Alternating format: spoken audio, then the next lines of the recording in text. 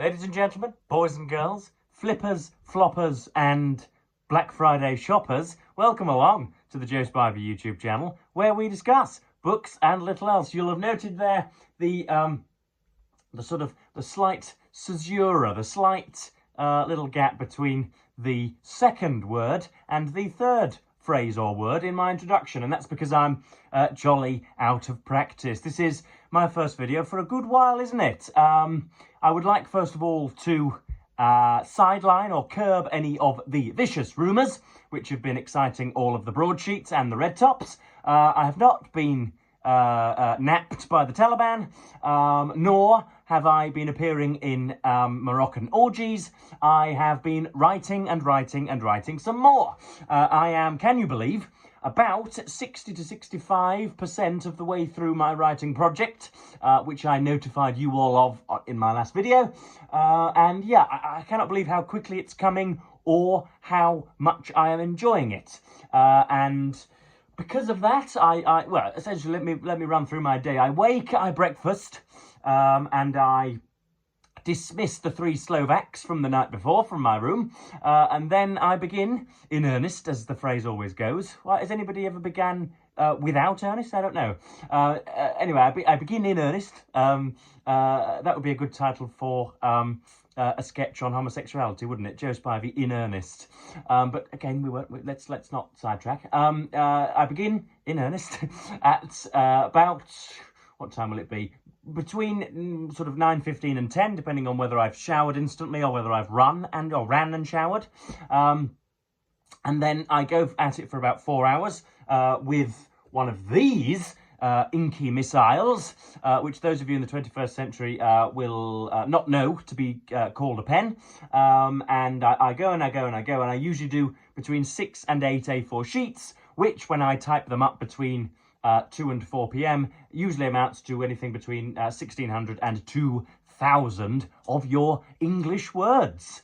And yeah, believe it or not, at lunch I watch the television and have sandwiches which sag with mayonnaise, and then sort of by 5 o'clock, Mum's coming in, the quiz show's on, I'm there at the wok doing curry or whatever, and believe it or not, reading is one of the last things that I want to do. And so I have finished. I'm finishing today.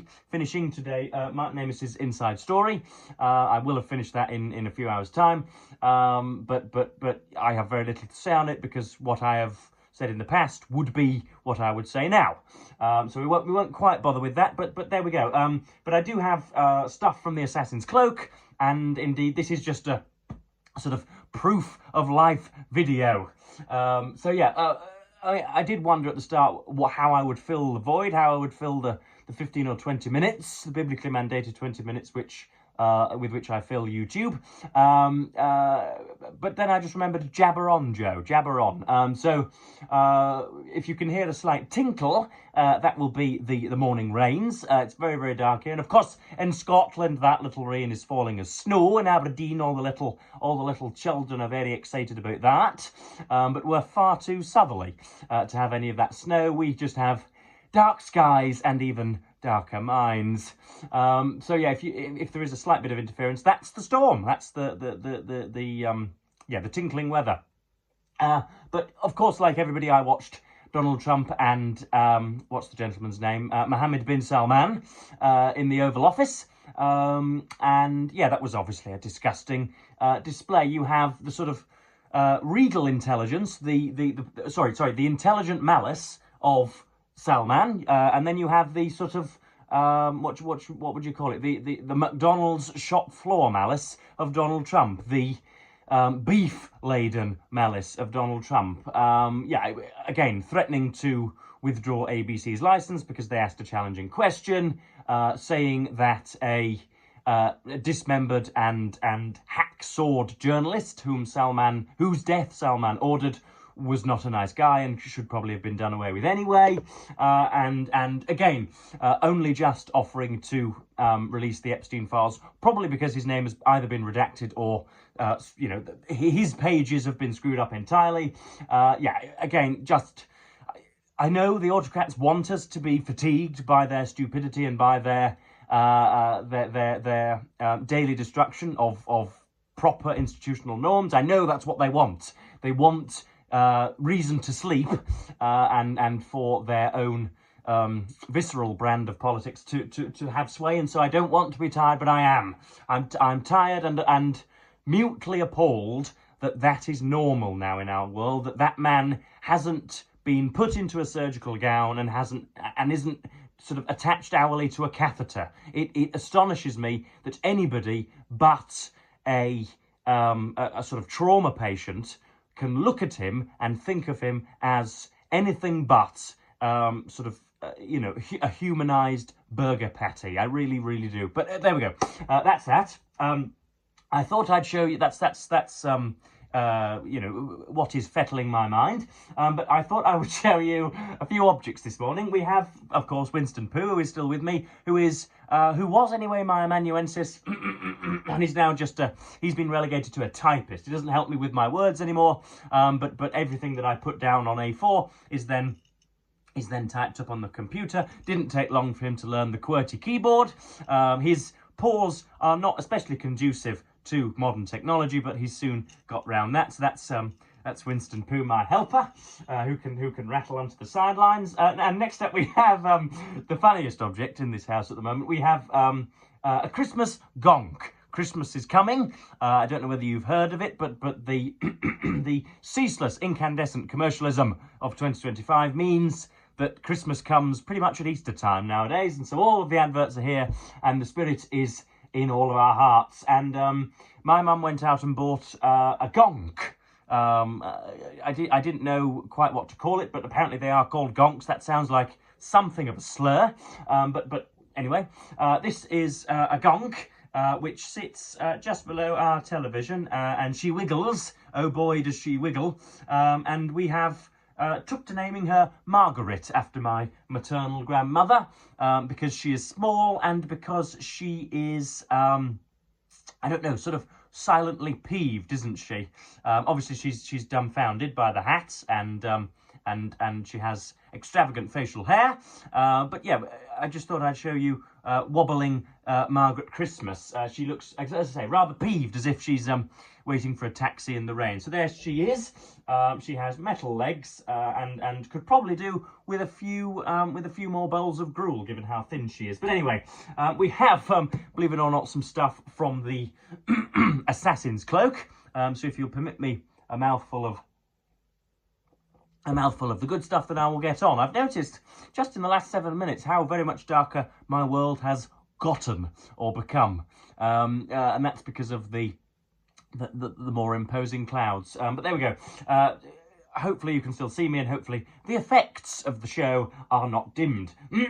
So we have on the 19th of November, in different parts of the, what should we call it? The temporal topology of the past. So we have the 19th of November in 1739, in 1833, in 1889, in 1895, in 1920, and in 1946. I feel like a bingo caller with all of those numbers. But first up we have John Wesley, again, who the internet told me was a theologian, with all of the brusque blitheness to death and to tragedy that you would expect of the 18th century. I was greatly troubled in dreams, and about 11 o'clock waked in an unaccountable consternation, without being able to sleep again. About that time, as I found out in the morning, one who had been designed to be my pupil, but was not, an interesting inclusion when you hear of the latter stages of this entry, one who had been designed to be my pupil, but was not, came into the porter's lodge, where several persons were sitting, with a pistol in his hand. He presented this, as in sport, first as one, and then at another. First at one, and then at another. He attempted twice or thrice to shoot himself, but it would not go off. Upon his laying it down, one took it up, and blew out the priming. He was very angry, went and got fresh prime, came in again, sat down, beat the flint with his key, about 12, pulling off his hat and wig, said he would die like a gentleman, and shot himself through the head. So there you go. That's, again, I hope John Wesley wrote more about such a tragedy, but it is getting very, very, very dark indeed, isn't it? I hope John Wesley wrote more about a tragedy, but there you have it, a mid-18th century suicide. Somebody wanted to die like a gentleman. I can't help but feel that a few pints of bitter and a chat with a good chum would have helped this unnamed suicidee. I suppose the relatives who lose somebody to suicide are suicidees, aren't they? You'd be a suicider. Anyway, we have next up from Charles Darwin, a little-known fabulist who obviously invented some gibberish and some specious theory to throw us off God's trail. In 1833, wrote this about an island or another exotic place.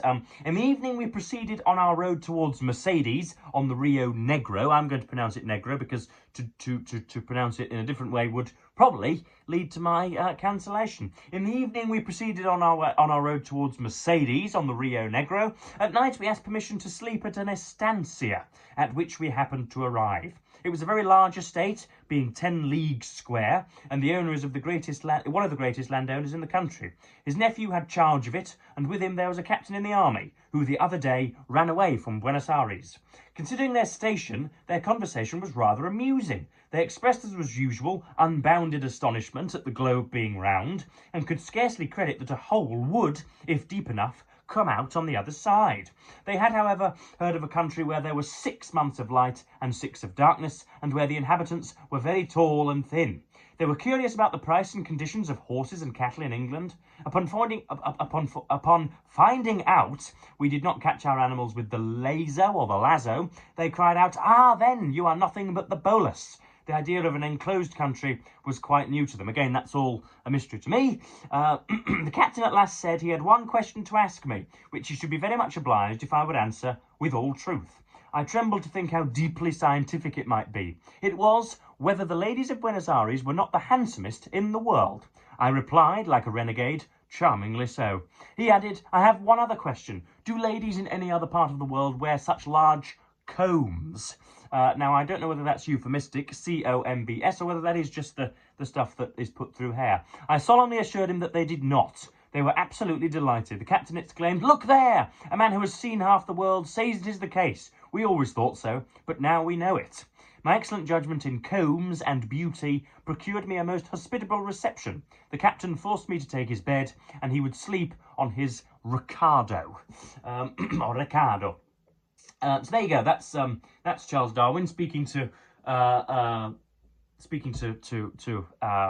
people he encountered. Next up, from you'll notice that there are some frogs in my throat. Frogs in my throat.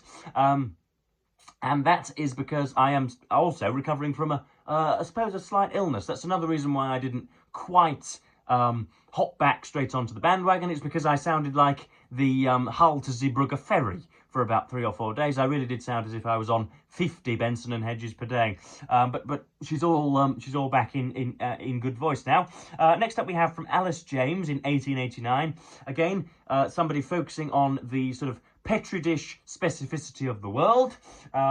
Just 3 lines. A young man took his young woman to a restaurant and asked her what she would have to drink with her dinner.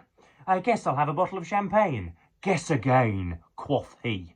So there you go. She's not allowed the champagne. She must have, Capri Sun or Vimto or Newcastle Brown. I don't know. Next up, we have Queen Victoria in 1895, the exalted potentate. She's talking about, again, welcoming chiefs. Went to the White Drawing Room to receive 3 chiefs from Bechuanaland, Bechuanaland, who are Christians. The chiefs are very tall and very black, but their hair is not woolly. One of the chiefs is said to be a very remarkable and intelligent man. One of their chief objects, again, that's sloppiness there from Her Majesty. She's already talked about chiefs, and yet she's using chief as an adjective. That's unsightly, I'm afraid. One of their chief objects in coming was to obtain a permit from the government to suppress strong drink, which demoralises and kills the poor natives. Alas, everywhere this terrible evil, which has such a fatal effect on the population, seems to follow civilization. So there's Queen Victoria there, the prissy teetotaler maybe. I don't know about her drinking habits, but I sense from here that she was not one for a tipple. I promise that I do not live in Grytviken. I do not live on the Arctic, within the Arctic Circle, folks. But it is getting darker by the second. This is extraordinary. I now look anemic. It was pretty sunny when I started it. There was a grey cloud which has slowly monopolised the sky. But anyway, next up we have. Gosh, I really am having to clear the flu, aren't I, this morning? We have from 1920, Lian de Pougy, spent yesterday in Paris, went in the metro for the first time. It's convenient, amusing, cheap, but people are glued up against each other, breathe in each other's faces, and travel underground. And of course, we are pretty accustomed nowadays to such subterranean travel, aren't we? But Lian de Pougy found it to be what? Cheap, but I think rather close-knit. And then we have from 1946, H.L. Mencken, being a sort of a terrible old miser. 9/10 of the people who call me by telephone, I don't want to talk to. And 3/4 of the people I have to take to lunch, I don't want to see. So there he goes, making his life the worse by being moodier. So that's the Assassin's Cloak for the 19th of November. This should have been a greater crutch for me whilst I've been writing. I should have been speaking more to you because it is an undivided pleasure most of the time. But I haven't been reading much, and I can't really open a video saying that where we discuss books and little else, and then discuss little else, discuss books. What's the sentence I'm looking for, Joe? For goodness sake. I can't begin a video and say,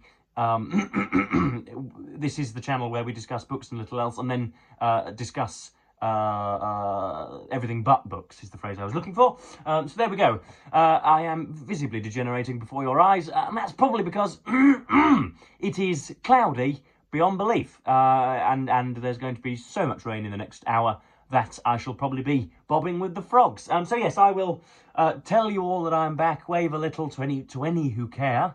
Karen Potter in Boston and other acolytes besides can be cheered and vivved up as a result. So yes, I will, as per usual, thank you ever so much for watching BookTube. I will offer you to applaud Margaret Christmas, the Gonk, and of course, good old faithful Winston Pooh.